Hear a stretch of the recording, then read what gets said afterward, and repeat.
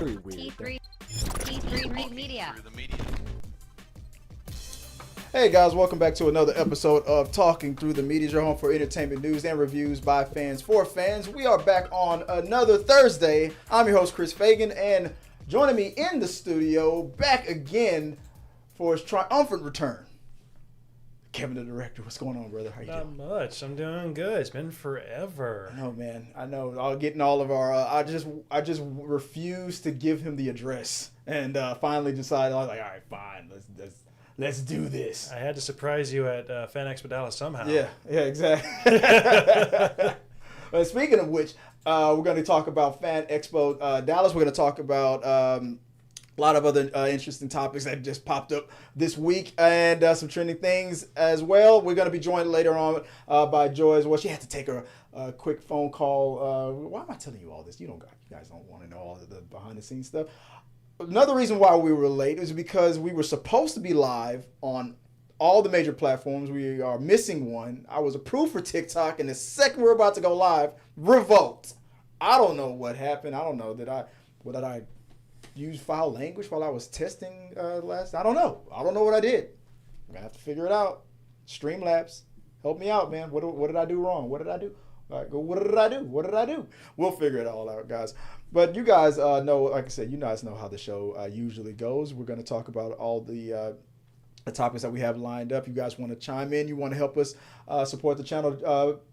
Let your voice be heard in the comment section. I'm watching the chats and everything. You want to support the channel? Hit the like button. Donate. Let us know what you guys think on the things that we're going to talk about. And like I always say, let's just keep talking, guys. Let's get right into it. Well, I can't throw it to Joy. So I'm going to have to am I going to have to squint and look at this paper and get this stuff started? Let's start it off with Dallas Expo, man. We just got back, had a great week. I bumped into a lot of great people, and then all of a sudden, Paul Rudd just taps me on the shoulder. It turns out to be this guy.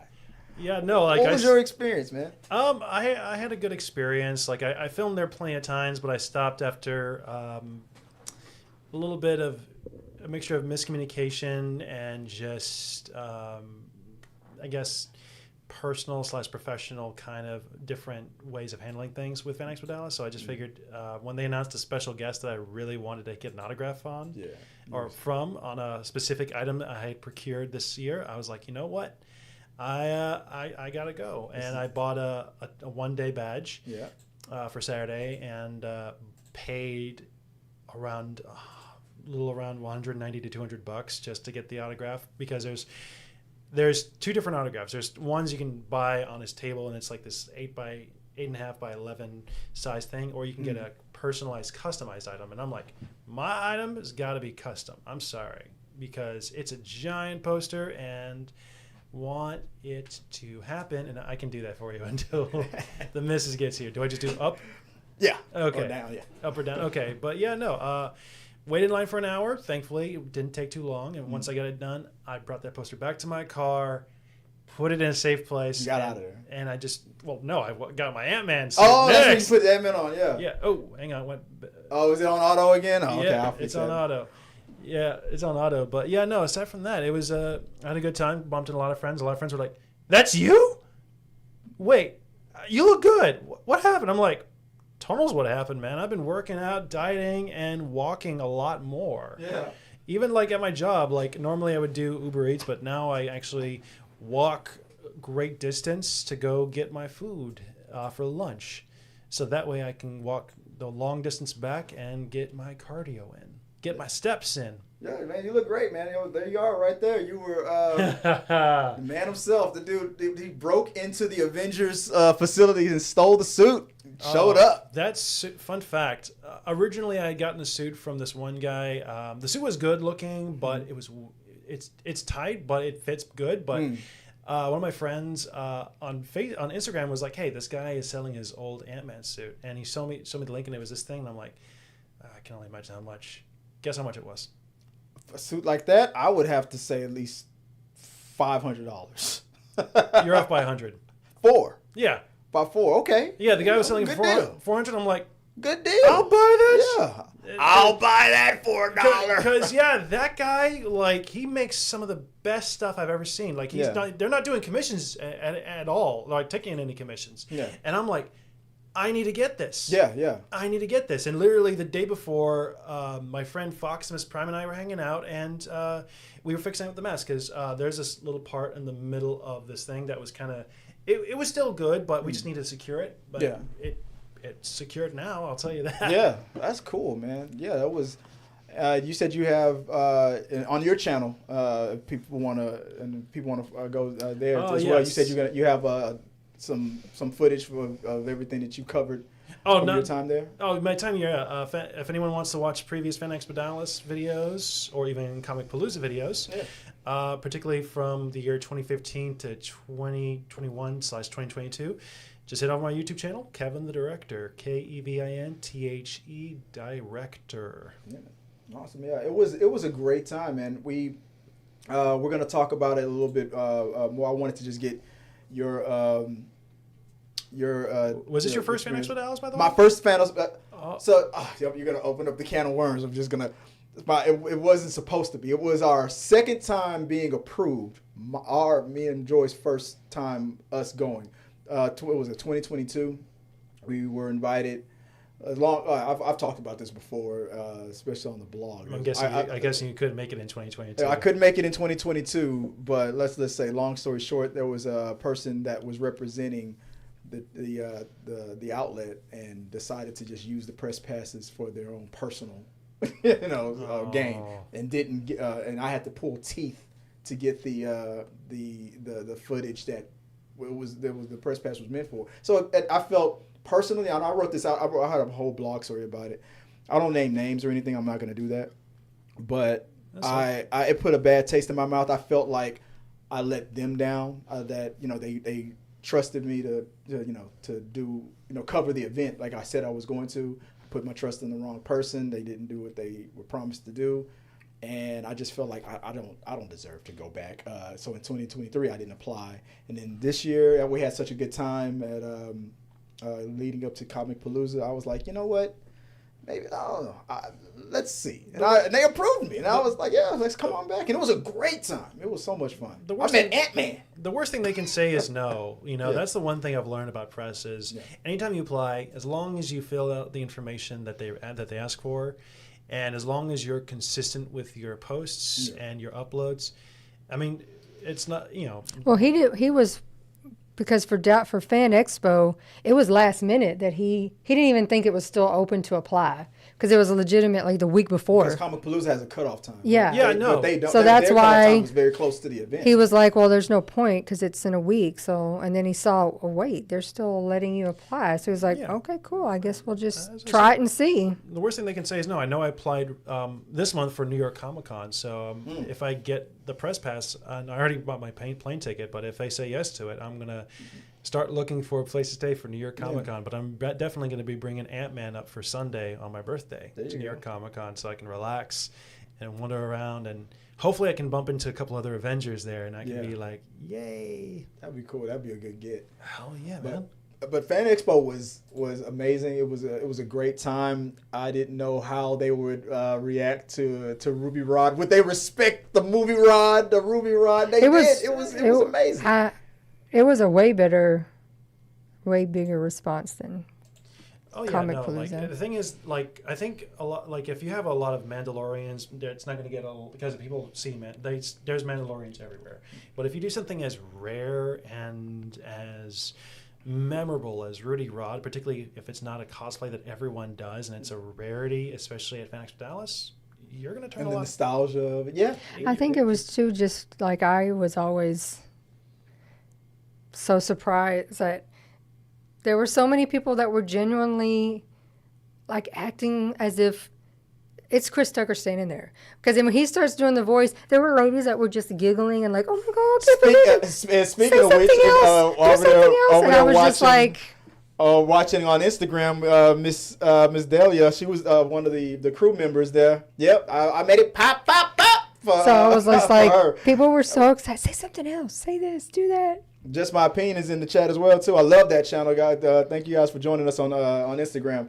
Let us know what you guys think. Comment, hit the like button, help us out. And could hear people yelling from a distance. I wrote, Ruby! From a distance. Ruby! Yeah. Trying to get its attention. And I told you, I said that Ruby Rod, that's the stewardess who she dressed up as. That's your line. So from now on, you're going to have to walk in the room before I do and just introduce Ruby Rod. And then I'll come in and I, Corbin Diaz, You should just get like that recording from the actual like intro to Ruby Rod. Yeah. Like, 99 FUD. I did that on Instagram. I put that on one of the I did put that sound in it, so I got that sound. But do it like as an actual like giant like recording that everyone can hear within earshot and be like for the Cosmos Radio. Exactly. Yeah. Just do that and then just make a giant entrance. Be like, "Come in, Dallas!" Exactly. Yeah. What was it for this super? Oh man, what was now you got me on the spot. I'm trying to remember the whole line. Corbin Dallas, welcome to the winner of the Gemini Crumb Cake Contest. I gotta memorize those lines. I gotta step up my showman game on that. But yeah, it was a great time, and there was a lot of amazing cosplay there as well. I don't want to just make it all about me, even though I am the whole damn show. Anyway, sorry, but there was some great cosplayers there, like Casey Lee. I saw her. Talked to her. I missed freaked out because we would have saw her. She's like this. Like she's definitely in the top 3 Gozer cosplays. One was there's one Gozer cosplay I saw a couple of years ago in 21. Yeah. And granted, it was during the time when things were coming back online, but they had like this set design where they had like the terror dogs, and it was basically like the backdrop looked like the actual scene from Ghostbusters. Yeah. And I did this thing where she pretended to pet the paradox and it's like, die! Yeah. And I did little special effects and whatnot. And I'm like, I am so in love with this shot. I would have lost my mind if I She took saw a that. photo with that whole Ghostbusters crew. Yeah. She got some shots with them. She reached out to us and said that she was looking for. She would have freaked out if she would have saw us in our Fifth Element.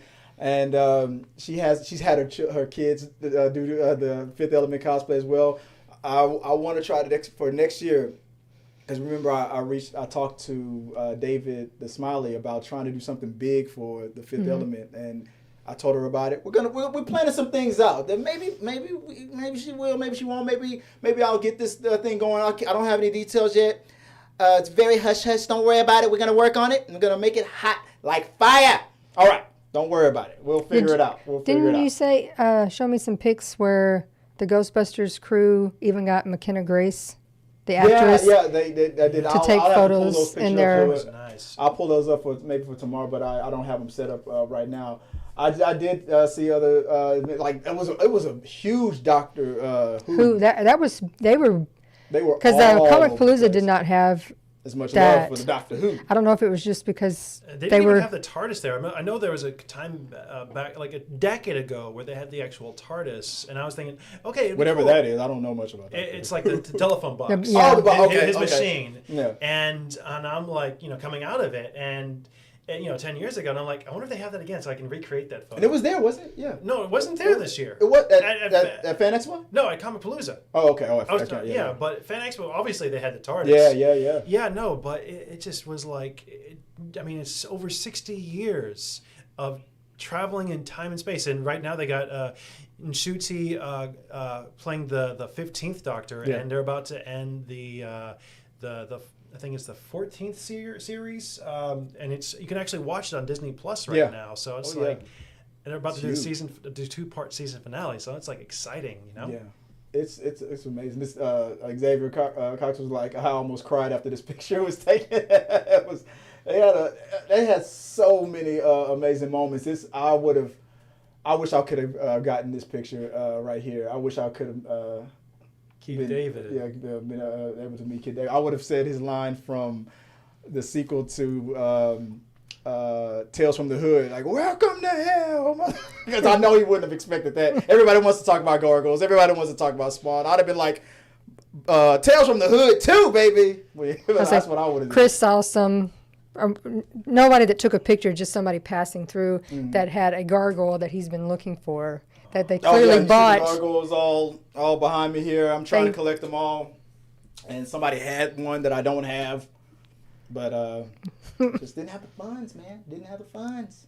Ruby was broke. It will come when you least expect it. That's what she said. All right.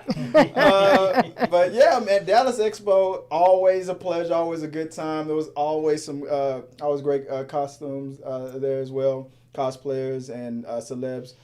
It was good. Any last thoughts on the No, whole event? we had a good time. Yeah, I had a good time, even if it was for just a day. If they have another celebrity that I want an autograph from, or probably just want to go just to hang out, and like if let's say there are other Avengers there that need my Ant-Man there, I'll be like, all right, I'll think about making heed the call. a cameo appearance. I got the attention from Prince. Is it Roku from Avatar? I got his attention. I was when I was passing by as Ruby Rod. He was like, he like, pointed. I was like, hey, bro. I was on the microphone. I said, we got to my right, we have it, and to the left, we got Prince Roku. I was in character. So it was a good time. Took a photo of Giancarlo Esposito from a distance, and he He looked right at us. He leaned in on the table like I didn't know if he was mad about it or if he was trying to help us out. We tried to respect the 12-foot rule by doubling it. We were like 30 feet away. Way far Not away. only that, but you also got to respect the others that are waiting in line. Well, at this point, when he took that picture, his line had cleared out. I don't know if he was his getting line was ready to empty. pack up. So we had like a perfect clear shot, and he just happened to look right at us. But I was afraid to make waves. I didn't want to. I knew I could have just asked if can we, respecting the 12-foot rule, can we? I Get want to up do closer. a story real quick and video. And I just was too afraid to ask. I didn't ask. But I should just. The one thing I will say is this: the worst thing someone can say is no. No, right. Because the Stranger Things helpers were very like They were like, no, they were don't already, even think apparently that was a big no-no, and they were anybody that was even pulling a camera out anywhere near, they were like, put it up. I can imagine because they're kids, probably. Well, not just because they're kids, but it's because you're getting something free from them when obviously they're there to get paid, Yeah. And that's the one thing. Like, someone's like, maybe I can get it. Like, that person's taking photos. Like, that person works for them. Yeah. And they're like, oh, how can you tell? I'm like, because I saw them behind the table earlier, and they got around the table. Yeah, they like, were sharing Doritos. I think he knows them. Yeah, so it's like I pay attention to stuff, and I know the score with conventions, and that's like with celebrities. Keep your phone in your damn pocket. Keep your camera off. Keep your hands to yourself. Unless you get permission from like the head honcho of press saying you can do the interview, they'll let you know where to do it, whether it be at their table or the green room. You just pretend like if you want to get a photo with them, do it at the photo booth that you pay for. That's it. Right. So Exactly. we have someone that was at Fan Expo in the comments. I was the Snake cosplayer. Wait, not that Pokemon snake thing. I don't know. He says, I love your Ruby Rod, and I see Kevin, the director. So he, Aw. Aragorn Skywalker. I think I know him. Yeah, Aragorn Skywalker. He's one of my. He's definitely someone that follows me. And thank you, Aragorn. Glad you had a good time. I think he was. If he's Snake, I'm guessing. He said I was Snake. the Snake. Oh, Snake! Yeah, we from Metal Gear. Metal Gear Solid. Yes, we talked. We spoke. Yeah, we spoke to him. Yeah, Okay.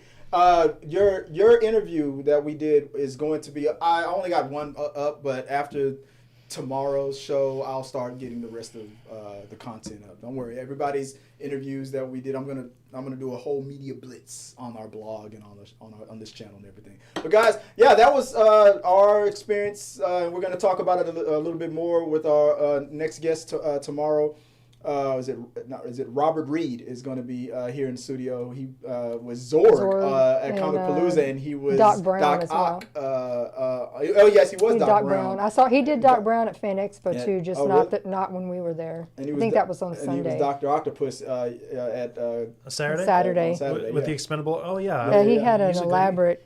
I've costume. recorded his cosplay before. It's really good. Yeah, he's great. Yeah, so he's going to be on the show tomorrow, and we'll talk a little bit more about Dallas Fan Expo. Guys, if you were there at Dallas Fan Expo, if you're just a cosplayer in general, tell us about your experience, the places that you've been, places that you're going, and let's keep like I always say, let's keep talking. All right, moving on real quick to the next topic, babe. What's the next topic of the week? From CBR.com, Jonathan Majors won Best Actor in a Leading Role at the Next Generation Indie Film Awards, an annual film festival and award ceremony that celebrates independent filmmakers and their work and provides a platform for independent filmmakers to gain recognition and exposure for their work. He got this for his performance in the film The Last Black Man in San Francisco. Could a win like this mean positive things for majors? What do you think? What do you think about that?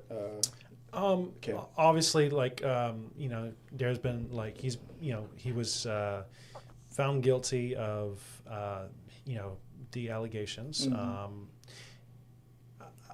I always believe that there's always a second chance for people. Like whenever like they do something like that, they come back better because of it. Mm-hmm. I mean, look at Robert Downey Jr. I mean, no one would ever suspect he would have this kind of comeback in his life. Right. And now he's an Oscar winner. Right. And Will Smith, like with the movie that came out, last weekend, I had a good time with it. Yeah, we're gonna talk about that a little later. Yeah. I think for somebody like Will, because he's had already such a long career, the time frame for forgiveness or people to calm down is shorter for him versus Jonathan Majors, who's still a little bit newer. Okay. I don't know that he's going to just be able to just jump. I think it will take him some time, but I think that's a way back. Yeah, I think it's possible. I just don't know that it's going to be super quick. Almost immediate as Will Smith. Yeah. But it could take some time, but it's definitely a step forward in the direction that he should be going into. Yeah. Exactly. I was going to say this, the same thing. This is the direction that he wants to be going. He's kept it low key, kept it quiet. He's not making any waves. He's just trying to work wherever he can. He was found guilty of causing injury to that person, but not intentionally causing injury. So there was two separate types of charges, and I think because of that. I think, that's like you said, Will Smith, for example, and we're going to talk about Bad Boys 4 a little bit later, there's a road back. And as long as he's not making any crazy moves, making any crazy waves, saying anything crazy, he's keeping it low key. And in my opinion, if he stops doing interviews where he compares his girlfriend Megan Good to Loretta, to Martin Luther King's wife. Stop doing that. In my just stop. I know what you're trying to do, but stop. It just sounds weird. If I was his publicist, I'd be like, all right, let's stop with the Loretta King stuff. He'll be fine. I think he'll be fine. But guys, let us know what you guys think about this. He's winning awards. This is an indie independent film awards celebration. He won Best Picture or Best Actor, I believe it was. And I think. As time goes by, he'll be fine, and or maybe not. We'll see. We'll just see. Let us know what you guys think. All right, what's the next topic of the day? From Screen Rant, the upcoming film adaptation of The Last Ronin, a Teenage Mutant Ninja Turtles comic series. The writer wants Judith Hoag, who played April O'Neil in the '90s Teenage Mutant Ninja Turtle movie, and who is expressing her interest in reprising her role for the adaptation. There is speculation on the potential for Hoag to play an older version of April O'Neil in the adaptation. If this is true, what does a casting like this do to your interest in this project? It increases it 9,000 times than it was before. I'm already excited about this story because the story of, I've never read this comic book, but I've heard the concept of it, of The Last Ronin, of a future where all the turtles are unalived, and there's one turtle left, and he's on a blood oath to avenge him. And April's still out there. Oh my goodness! And this movie is supposed to be, if the rumors are true, it may be rated R, or at least a more adult version of what we're used to. No more cowabunga dudes. More like in the direction that Yippee the first Ki-yay. yeah, more yippee. Yes.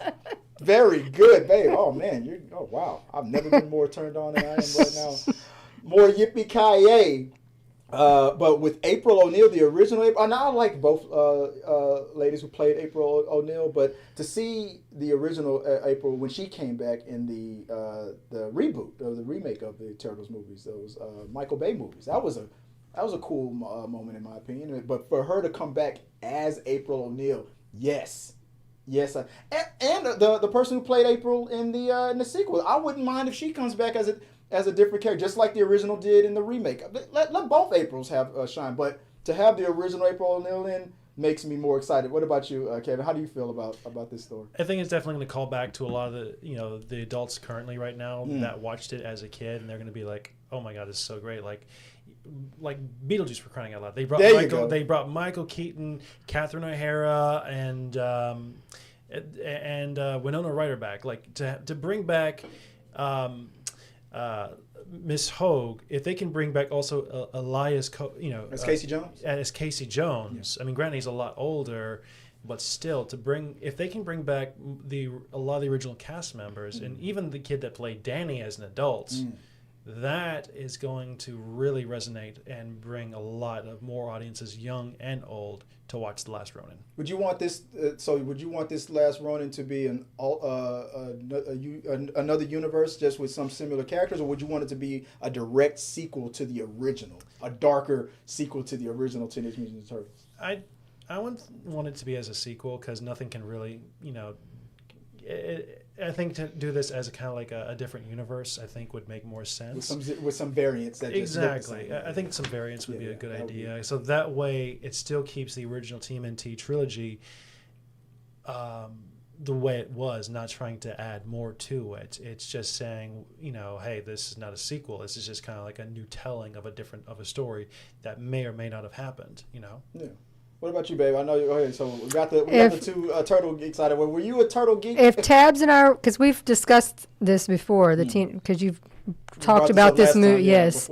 If Tabs and I were here, she would again reiterate, we could not be drier. Because I could not care less the only ones that are about this movie. It doesn't have anything to do with Judith Hogue because she's fabulous. Mm-hmm. And my kids watched her in a whole nother Disney series, the Halloween Town. So I love her. Mm-hmm. I just don't care about Teenage Mutant Ninja Turtles at all. Ninja. Fun fact. Kimberly J. Brown ended up marrying the guy, the bad...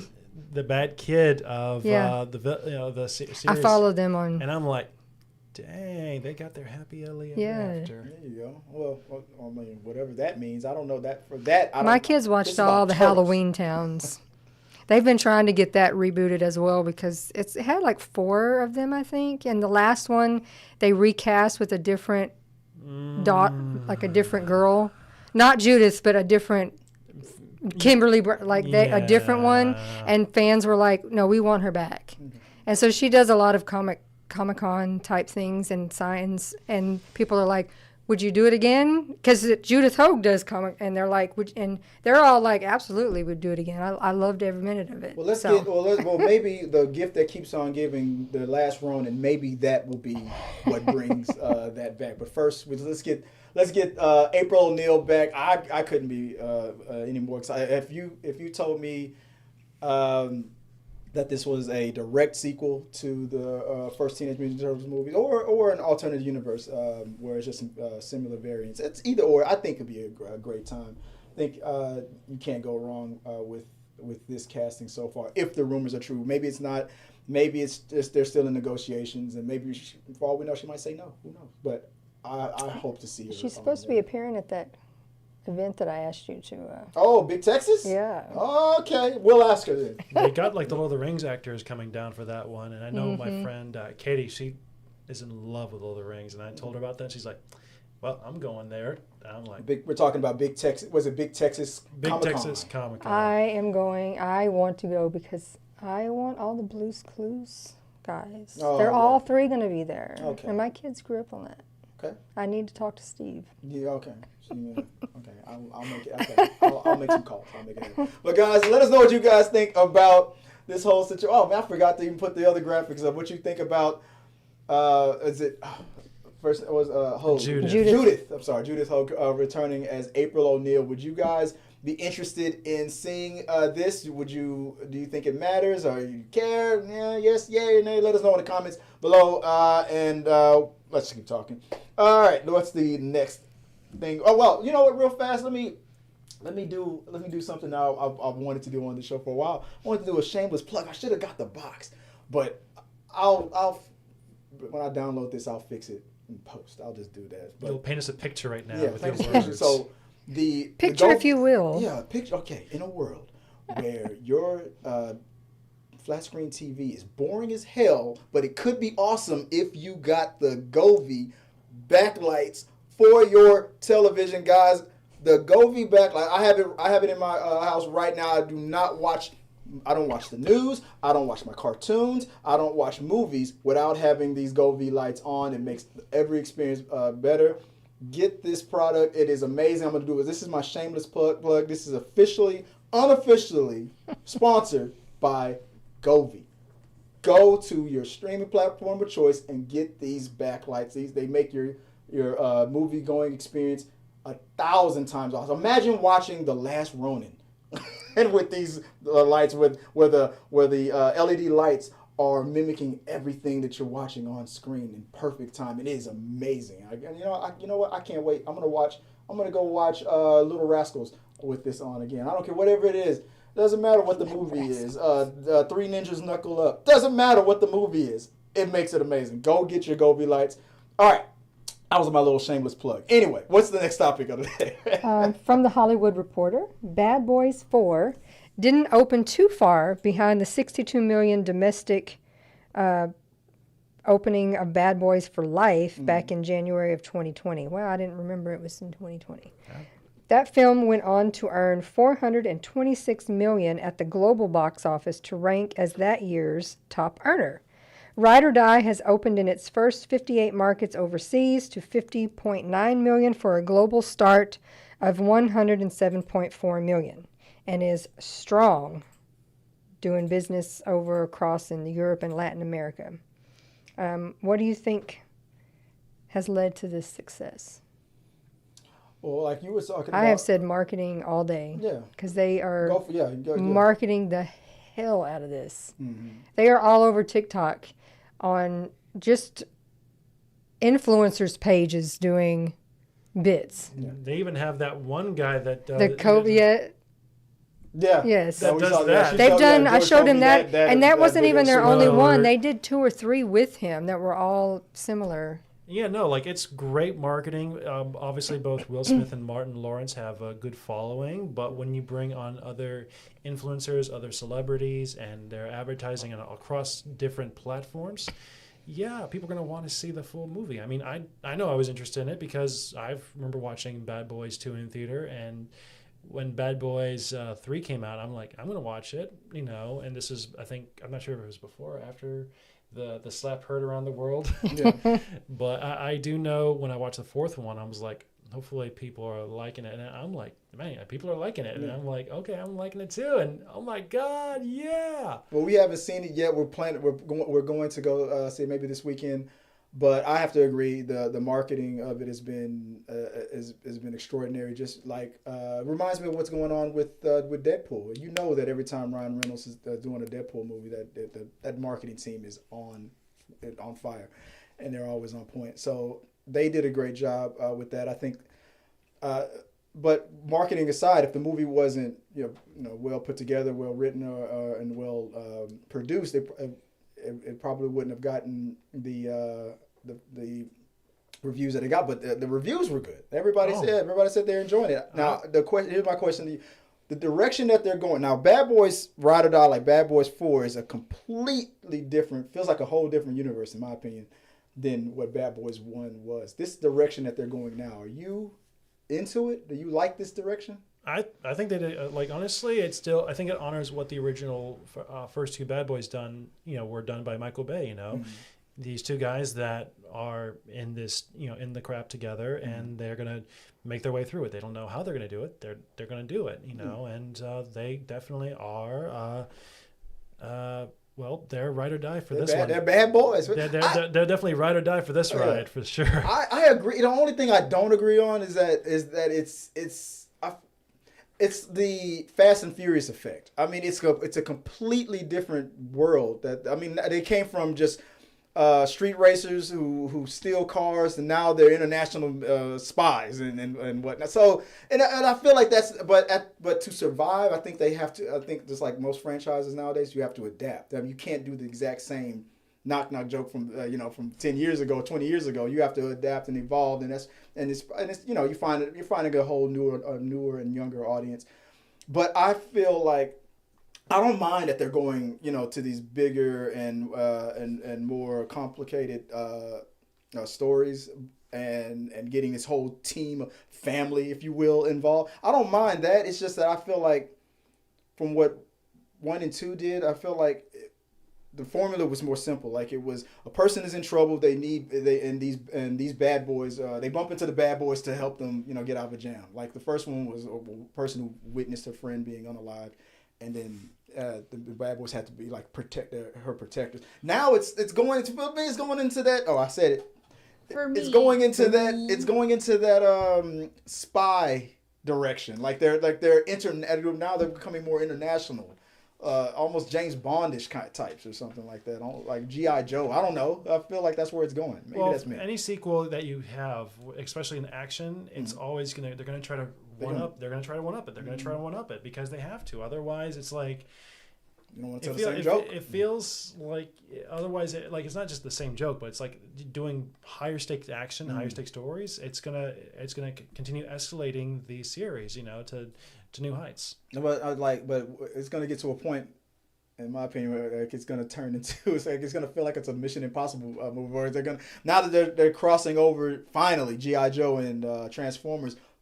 I feel like we're gonna be like, okay, maybe we can cross over Fast and Furious with the bad boy. What franchise would work with these guys? I don't know. I do remember there was one time I heard where 21 Jump Street was going to be mixed with Men in Black, and I'm like, I would like to see that. I think 21 Jump Street could work with Bad Boys. Well, they could work, but Men in Black and 21 Jump. I was hoping Sony would do that. Yeah.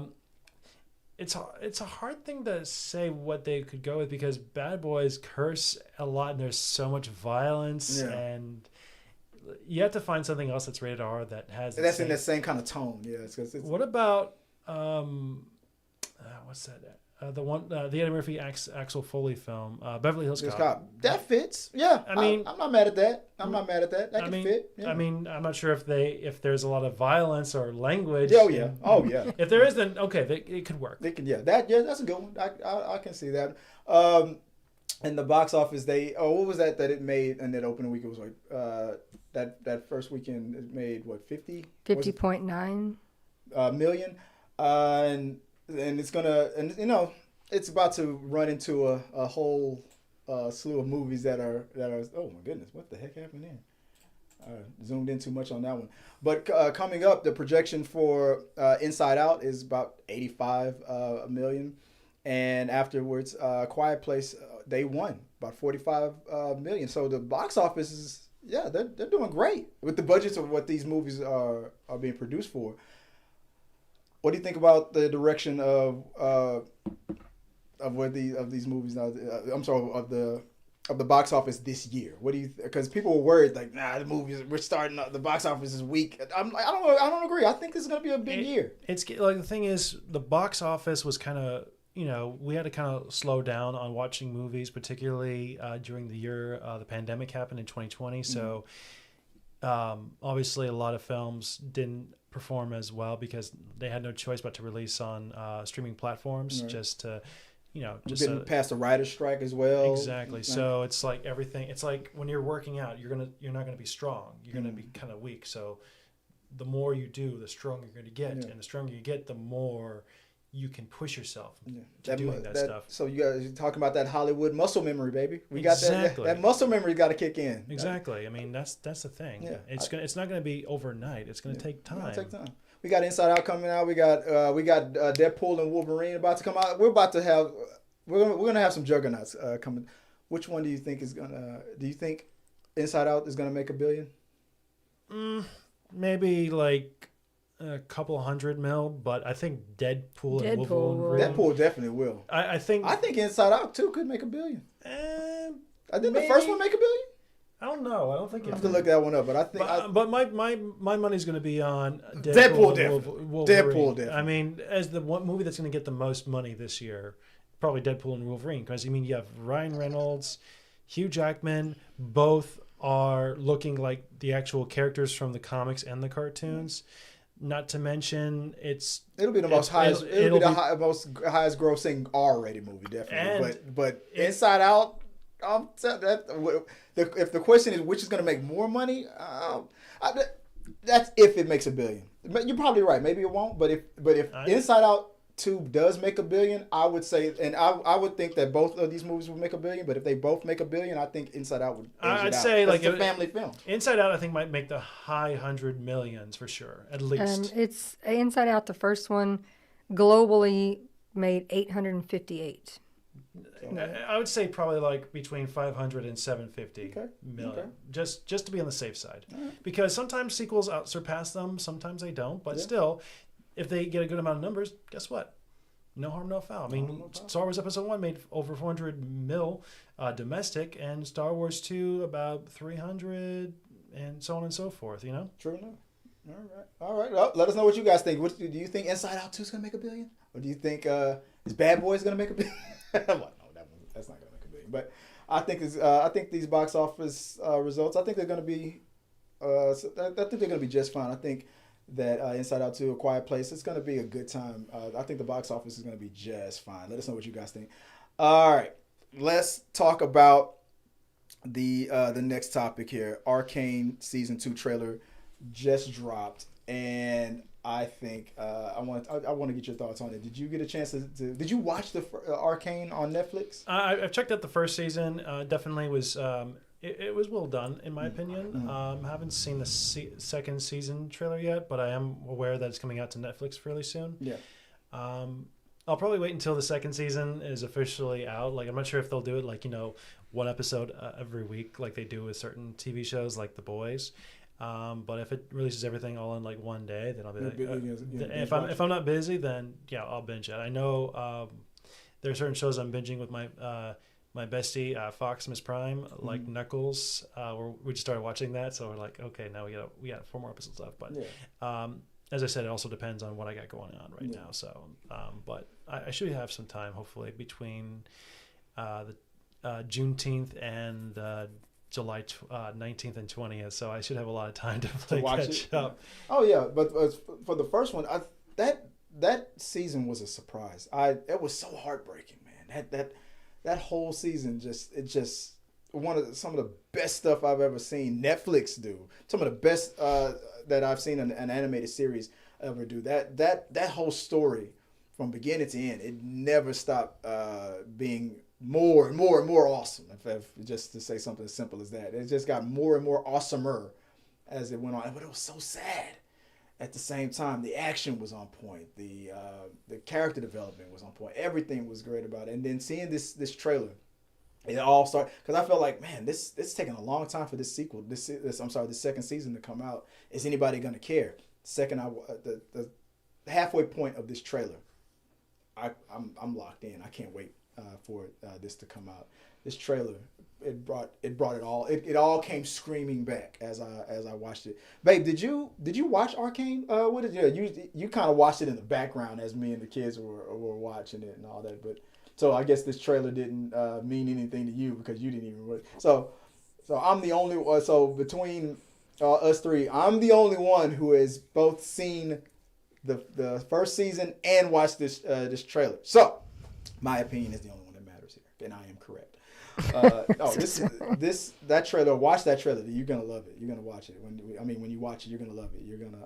Yeah, I mean, I'll watch it when I get back home. Yeah. I know, like, since I'm done editing my KimochiCon content, and I'm pretty much more or less caught up on my self-evaluation and paperwork. I have time now, so I'm like, oh my god, I'm about to actually have some time to do stuff. Yeah, catch up on shows. I can't wait to any expectation. And I heard that this was. They're only doing it 2 seasons. This is it. They said this was the final season. I'm like, what? Well, sometimes, I mean, the thing is, like, certain shows are best if it's only a couple seasons. I mean, look at the AT Crowd. It was only like 4 or 5 seasons, and it was brilliant. It wrapped it up. Yeah, but you know what? Maybe even The Boys is going to end on its 5th season. Yeah. I mean, nothing lasts forever. we're talking about that Because tomorrow. otherwise, it'll get stale, and people will be like, oh, "This season's not as good as the first couple of seasons." You know.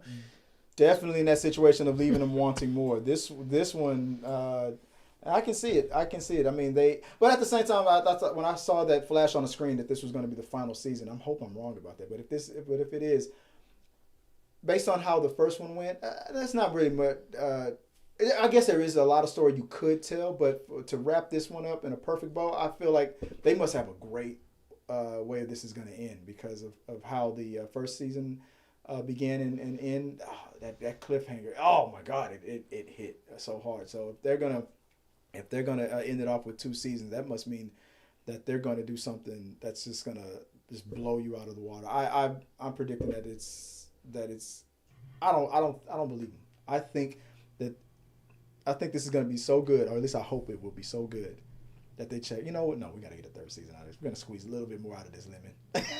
Squeeze a little, get more blood out of this stone. Is that the expression? Either that, or they could do what Breaking Bad did and do a spin-off, a prequel, or a standalone movie that kind of takes place after in the series. same. Right, exactly. They have those options. Yeah, there you go. Yeah, I hope so. Maybe or it'll wrap up so perfectly. You know, they'll be like, you know what? No, perfect. Leave it alone.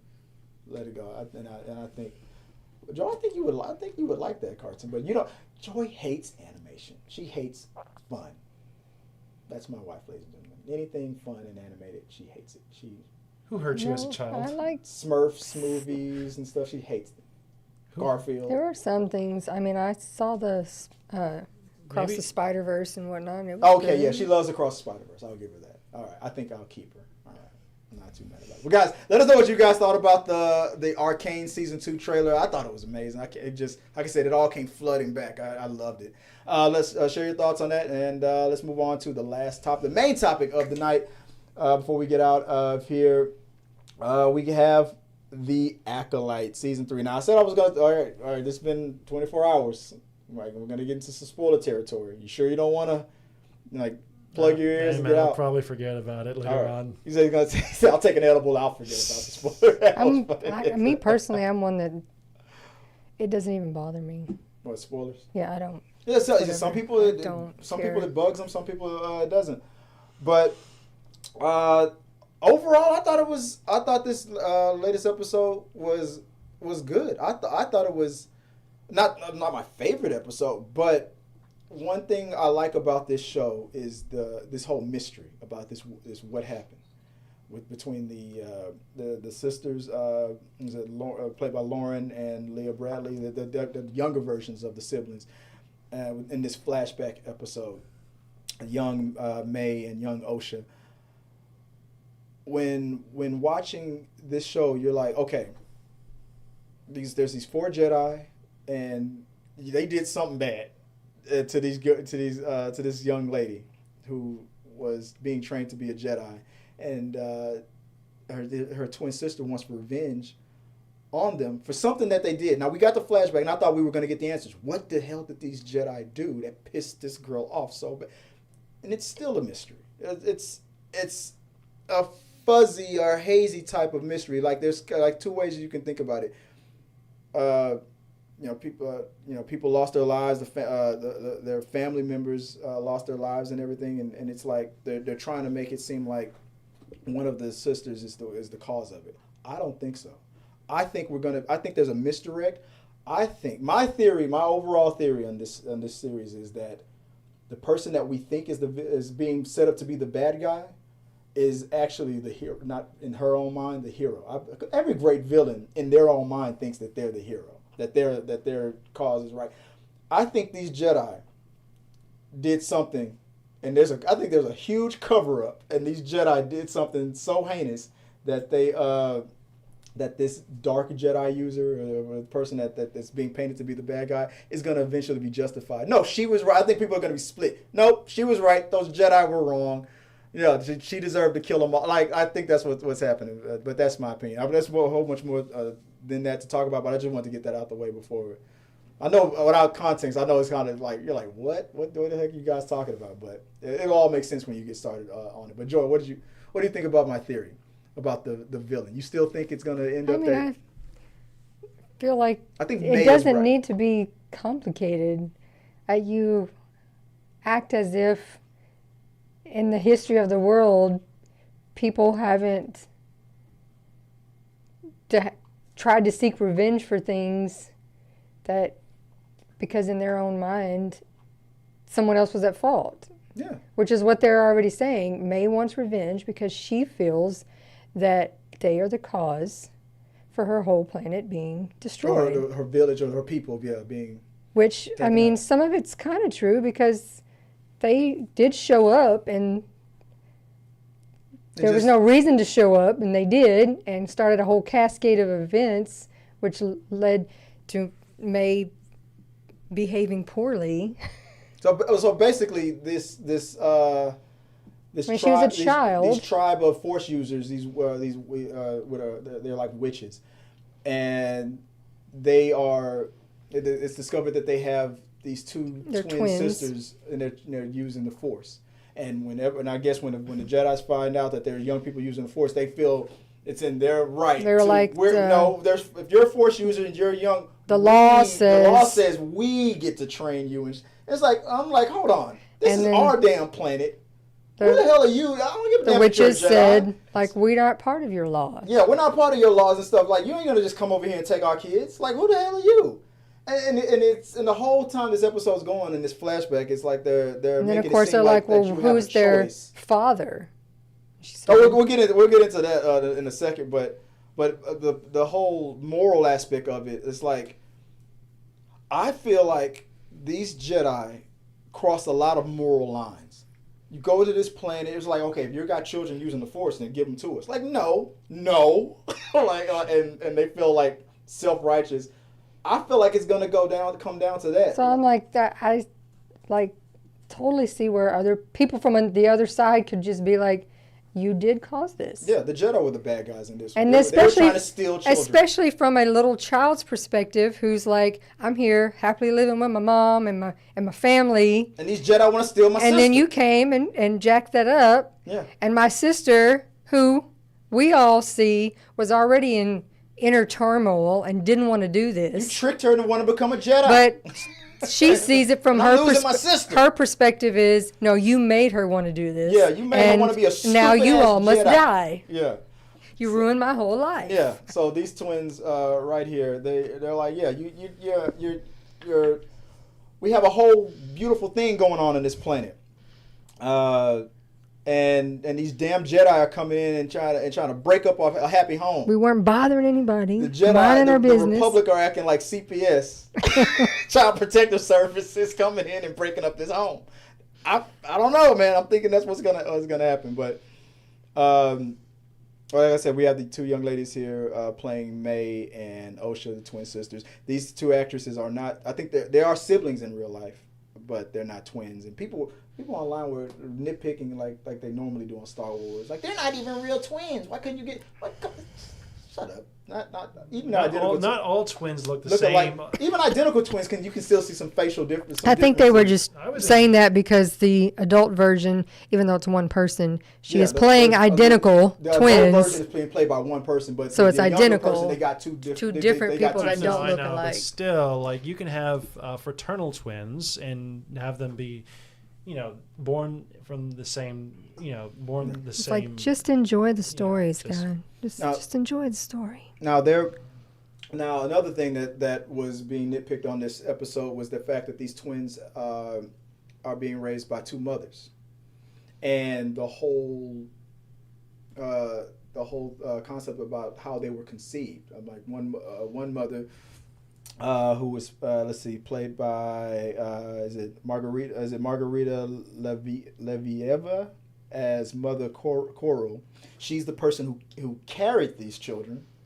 But Jodie Turner-Smith. Margaritas. Yeah, exactly right. All right. But Jodie Turner-Smith. But Jodie Turner-Smith said, "I created." She's the one who she may have used the Force to create them, and that made a bunch of people, like, just the Joker said, everybody started losing their minds because That's they like, why? they thought it was stepping on what happened with Anakin being created by the Force. Now, in the middle of that episode, I was like, all right, but there's two ways that you can kind of think about it. Now, if this is their other mother, one who created them. Now, was Anakin created by the Force, or did Palpatine manipulate the Force to create Anakin? Now, they've never really answered that question. And even in this episode, they hinted that maybe they used the Force to create these twins.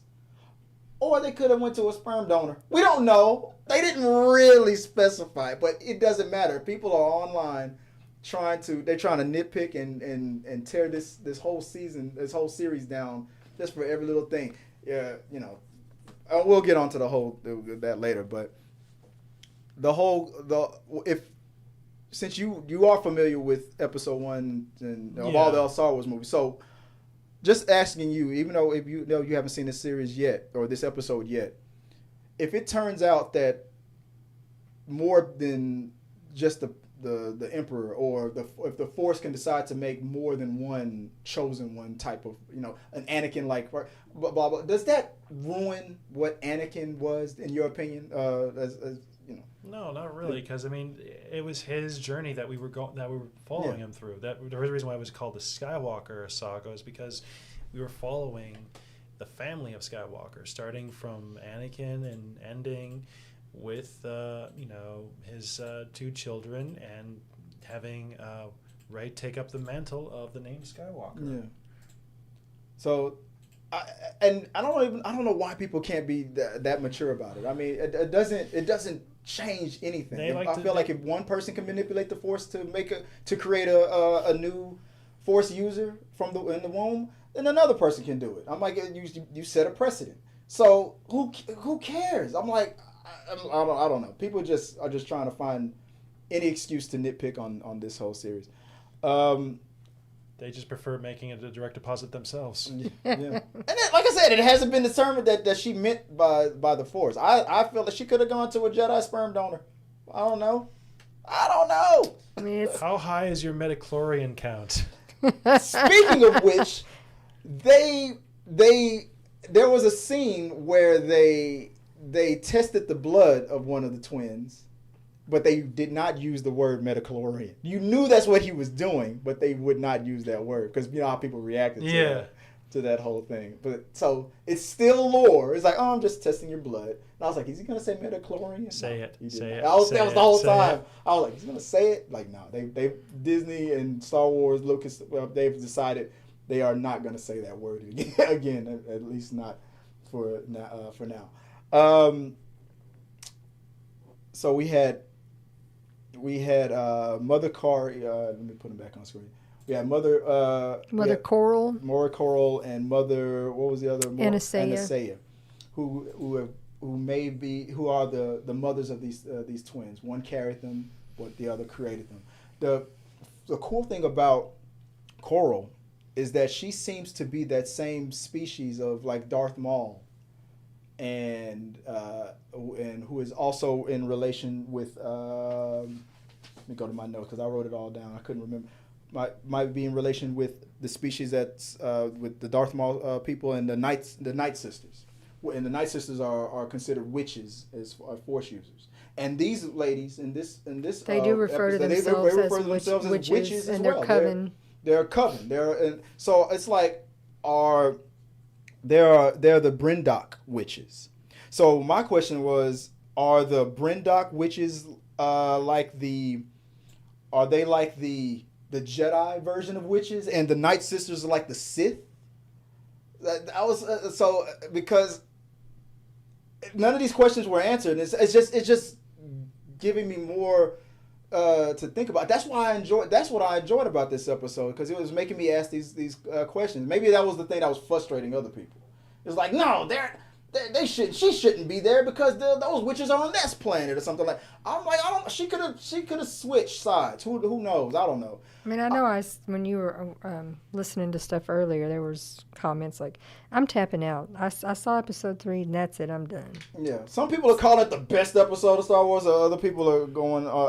There was a lot that happened in this episode. I mean, we're going long on other topics, so I don't have time to go. I mean, I've been enjoying it. And I said that last week when we talked about it because I had no intentions of watching this because I've not watched any of the. I mean, I've seen all the Star Wars movies, but I've not watched The Mandalorian. I've not watched the Book of Boba Fett. I've not watched any of those series that you've been watching. And you just put this on the other night, like I'm watching it. You can watch it or get out of the room or whatever. So I just got involved, and I was like, all right, I actually like it. I'm cool with it. I'm enjoying the mystery. Keep watching. I'm enjoying the potential of this mystery because I might be overthinking it, and I might be thinking that the mystery behind it. I'm hoping that the when it's all said and done, that they're gonna peel the onion and be like, not every Jedi was quote unquote the good guy. Some of them did bad things or stupid things or made bad choices, and there's a lot of guilt, it feels like, with these Jedi that May is hunting down. She's pissed for one of the twin sisters. She's pissed for some reason of these 4 Jedi, from whether it's Trinity from the Matrix. Carrie Ann Moss. Yeah, she's pissed. She is pissed for it, and I feel like we're gonna find out that there is a legit reason why she's mad. You've got comments in your. Oh yeah, we'll get to as well. But before we get, we're gonna go into some of the feedback that the other YouTubers and stuff have been talking about. But one thing I wanted to bring up again was we had this young man who was one of the four Jedi. So this to the right on the screen. I told Chris when we were in the middle of watching it, I was like, why does he look? On the left part. Why does he look both young and old at the exact same time? Now we know because of the flash. Because the flashback was only 10 years prior to the image of him on the left. That dude was stressed out. If he lost all that head of hair. So looking at the picture on the left of what this Jedi did, one of the ones that was being hunted down because they did something bad to these women, these witches. If he lost that much hair, and he's been stressed out. So I'm leaning towards my theory. Those Jedi did something really bad. It's going by the end of this season. I think it's going to be that the quote unquote bad guy, the bad Force users, are going to be on the side of. They're going to be justified on why they're pissed off at these Jedi. And these Jedi, there's a cover up. There's a political cover up that the Republic is covering up on what they did. They did something. Whatever the hell they said they did that shit. I'm telling you, they did. the fact that this dude lost that much hair in 2 years or whatever, how many every years it was. Our Wookiee Jedi. Oh yeah, he went into seclusion. Yeah, he went into hiding. They did something bad, and I'm sticking with this series because I want to know what the hell these Jedi did. These pompous, arrogant, know-it-all, child-stealing Jedi. They did something to those people, and I know that they're going to be the bad guys on it. That's just my opinion on it. That's my theory on it. I know that's a bunch of word salad on there, but. I'm not worried about whether or not it changes the lore or the history of how Anakin was considered. I don't care about that. I feel like if Palpatine can do it, anybody can do it. Palpatine shouldn't be the only person in the world that can do all these amazing things. So you have to learn it from somebody. And if these witches can naturally do the same thing, I don't care. They're like, it's not real Star Wars. They're making it up as they go. That's what you do. You make it up as you go. Sometimes, like sometimes it works, sometimes it doesn't. But George Lucas made it up as the stuff that he wound up doing in episode 1. He didn't have that planned out when he first created it in '77. So sometimes you change things up. Like it's not a big deal. But anyway, that was Mandalorians. But some of these other YouTubers were losing their minds about this episode. And it's the same lineup of YouTubers that just are just trying to.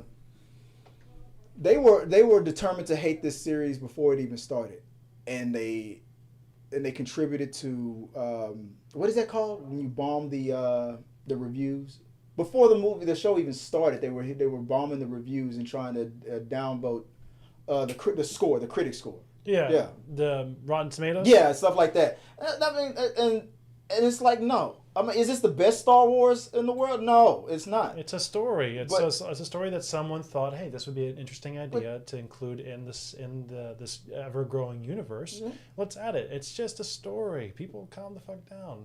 But a lot of reasons why. I'm not gonna get into it, but look at this. Like 92% shields. They call the critics the shields, but the real fans, but those quote unquote real fans were downvoting it before it even came out.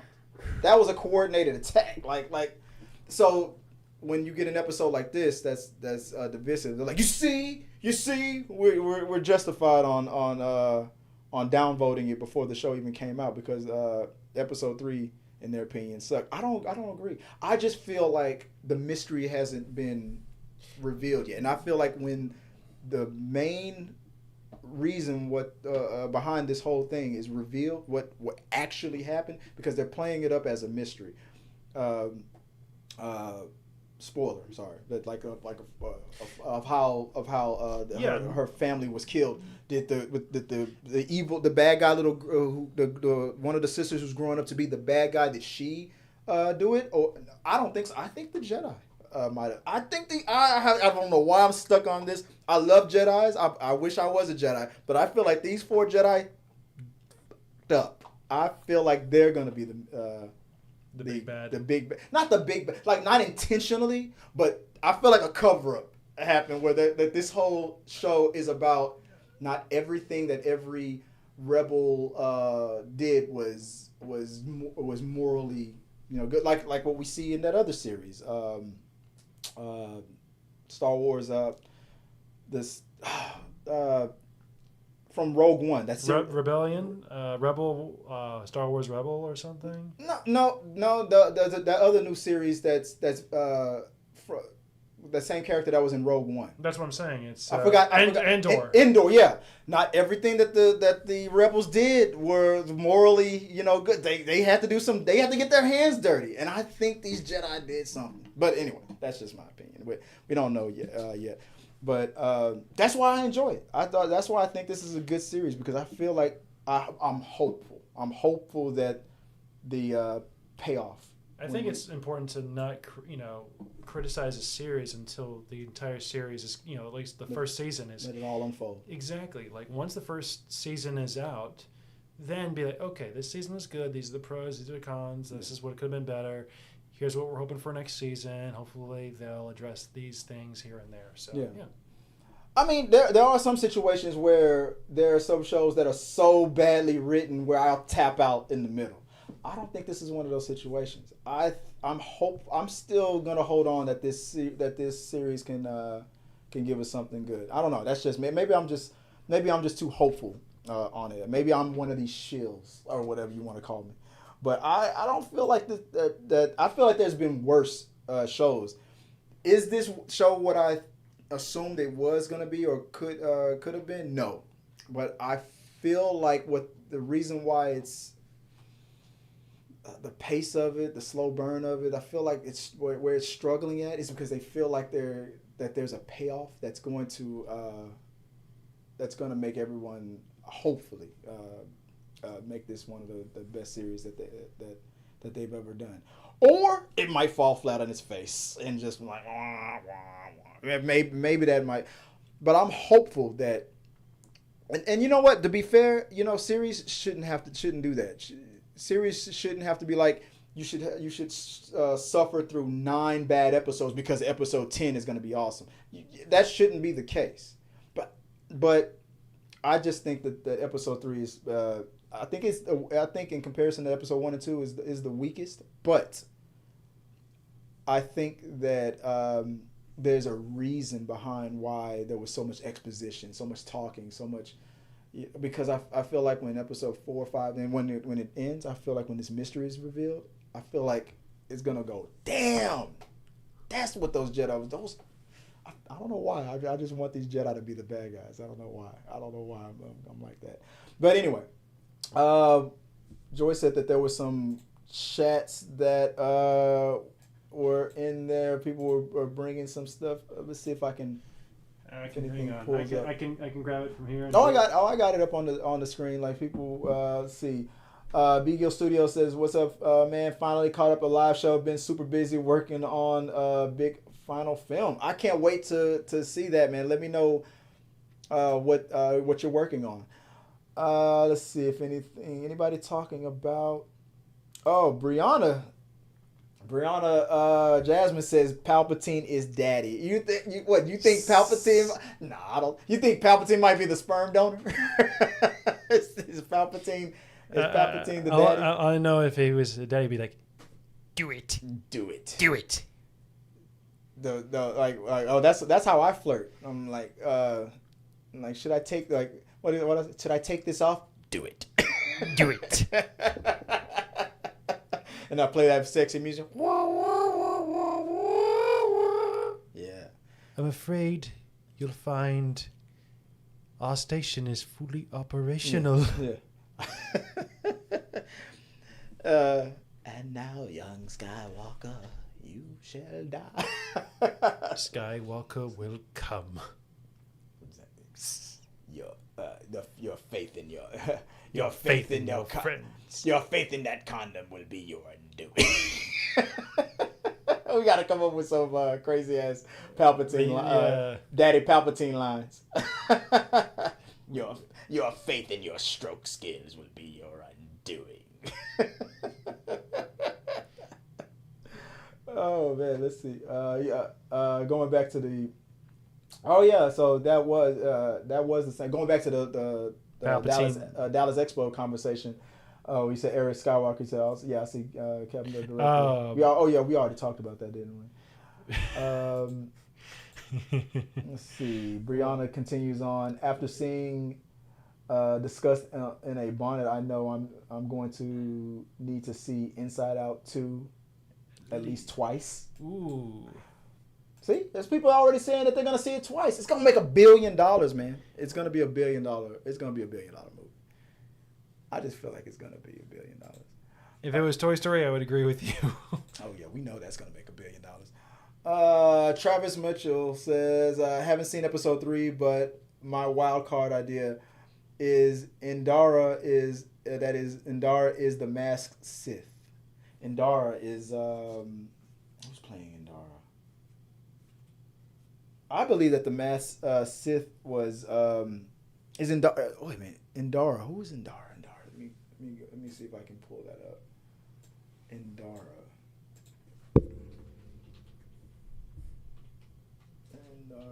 is, which one is? No, she's dead. That's what's her name from The Matrix? Indara. That's no, because she if no, I doubt it. I doubt it, but maybe. But if that turns out to be the case, oh no, that would disappoint me, because she was one of the 4 that they're hunting down. At Travis, I agree. There's no way she's dead. You think she's alive? But why would she be? Unless she felt bad about what they did and then turned against the Jedi, and I don't know. That would overcomplicate it. She's one of the 4 Jedi that they're hunting down that did something bad to these people. Then for her to be the big bad, it would just be too confusing, in my opinion. But maybe midichlorian donors. LOL. What do you think about some midichlorian donors? I need to borrow some of that midichlorian so I can have a Force baby. The midichlorian is the little man on the boat. Yeah. Little skeet. I don't know. Trinity is Sith, but she's alive. Trinity is Indar. Yeah. Here we go. I don't know if Trinity is Sith, but she is alive. You think she's? What if this is a scenario from The Matrix? I don't know why I would be disappointed. I think the person that was helping May, one of the twin sisters that's now mad and hunting these Jedi down. I think the guy that was helping, the other actor from that TV show, from The Good Place, I think he's the big bad. I think he was too, because that scene where when her twin sister came in pretending to be May, and he recognized her, was like you look just like her. And I think he's playing the fool. He's playing innocent, like he doesn't know what's going on. I think he's up playing that too much. So I think he's the big bad. I think he knows more than what he's letting on. He's acting like he's just helping her out, and just by giving her weapons. And he's feigning ignorance. He's like just like with Jar Jar. They were originally planning on making him a Sith. Originally, would have been a good... the Phantom Menace. Originally he was supposed to be that Phantom Menace, but then they abandoned that. I think that's what they're doing. I think he's playing ignorant, and that he's the. But if it turns out to be Indara, okay. But I wouldn't like that as much as somebody, or maybe it's an unknown that we haven't seen yet.